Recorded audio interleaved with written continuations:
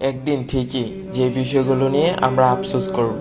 ঘুমের চেয়ে নামাজ উত্তম, এটা জেনেও আমরা ফজরে ঘুমিয়েছিলাম। কোরআন তেলাওয়াতে অন্তরে প্রশান্তি আসে, তারপরেও আমরা কোরআন ত্যাগ করেছিলাম। আল্লাহর জিকিরে আমাদের সারাদিনের কাজে কর্মে বরকত আনে, এটা জেনেও অলসতা করে জিকির ছেড়েছি। ইস্তেগফারের কারণে আমাদের রিজিক বৃদ্ধি হয়, এটা জেনেও আমরা জিকির থেকে গাফেল থেকেছি। তাহাজ্জুদ আমার জন্য শান্তি, সুশৃঙ্খলা, সুস্থতা সহ আরো অসংখ্য উপকারিতা নিয়ে আসে, এটা জানার পরেও তাহাজ্জুদ ছেড়ে দিয়ে আমি ঘুমিয়েছি। তওবার দরজা সর্বদা উন্মুক্ত, আমি আজ করছি কাল করছি করে শুধু তওবা পিছিয়েছি। গুনাহ হতে লিপ্ত থাকার সুযোগ থাকা সত্ত্বেও আমি গুনাহ ত্যাগ করিনি।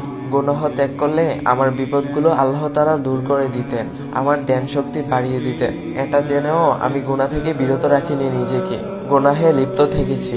যে কোনো ভালো কাজ করলে আমি জান্নাতের আরেকটু কাছে চলে যেতাম, জাহান্নাম থেকে দূরে সরে আসতাম। এটা জেনেও আমি উদাসী থেকেছি। একদিন ঠিকই এই বিষয়গুলো নিয়ে আমরা সবাই আফসোস করব। আল্লাহ তাআলা আমাদের সবাইকে বুঝার তৌফিক দান করুক। সবাই বলি আমিন।